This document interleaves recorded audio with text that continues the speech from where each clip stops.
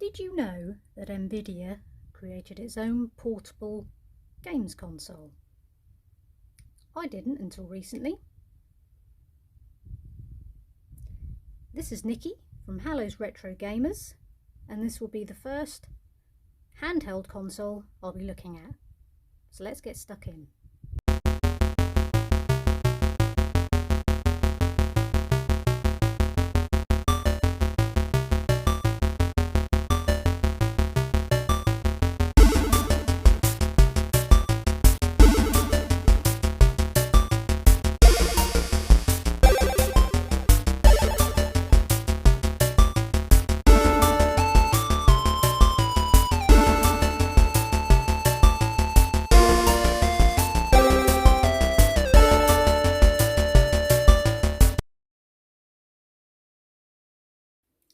Okay, so let's take a look at the Nvidia Portable.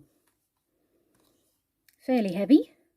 I would say this is probably the most heaviest handheld console that I actually own. But nevertheless, I still like it.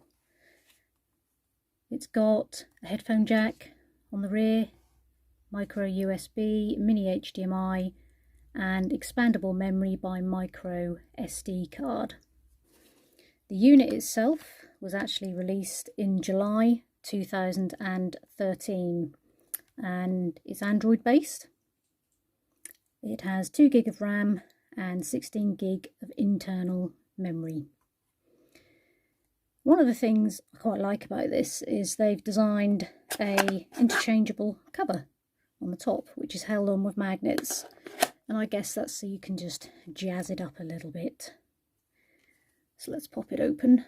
I have already switched it on. It does take a little while to load up, with it being a rather old console. But as you can see, you can get all the basics on there. Basic apps, Netflix, iPlayer, Google.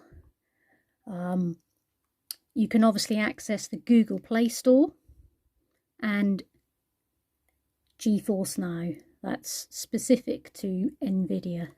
It is touchscreen, fairly responsive, as you can see. And I have got a couple of games on here. This one is my favourite at the moment. It's called Dead Trigger. Just have a little quick play. I have to say the sound quality on this is pretty good. The little speakers are just down here, as you can see. And we've got the trigger buttons either side, and your generic A, B, X, Y, similar to Microsoft, and your home and back buttons and play.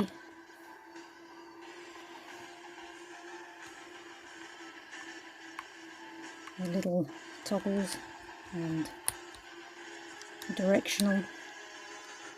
And try to remember how to get into this game. I don't want to go into that. Okay.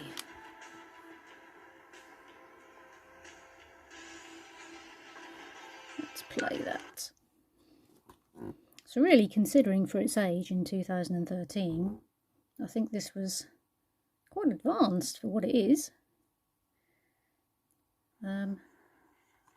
And the games aren't too bad on it, and the fact that you can still actually download games from this is pretty impressive, I have to say. Really impressive.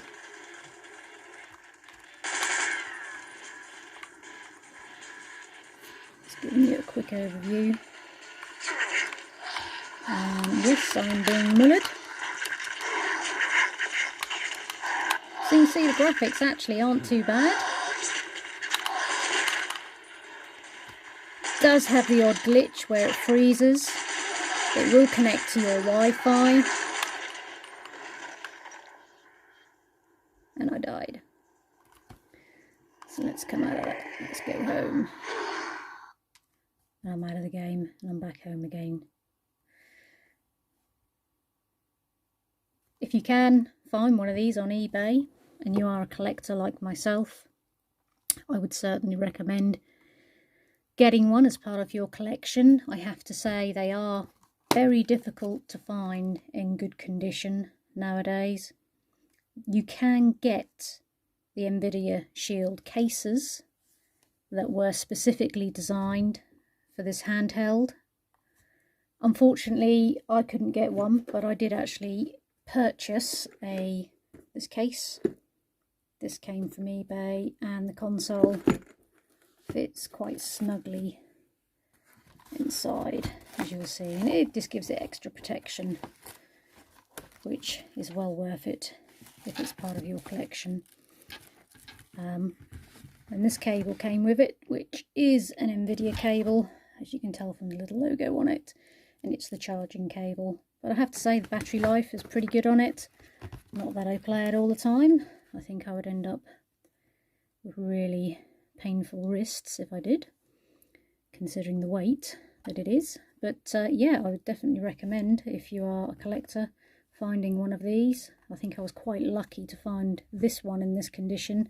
Normally they either have the top plate missing, or it's completely scratched, or there's an issue with the screen. Obviously from all the opening and closing you can get breaks in the circuit, just in the actual hinge. But actually this one is in pretty good condition. Well, I hope you like the first video for Halo's Retro Gamers. We'll be looking at more different consoles. Maybe next time we'll actually look at a proper games console that you plug in, or maybe I'll do another handheld. But I hope you enjoyed that, and take care, and see you all later.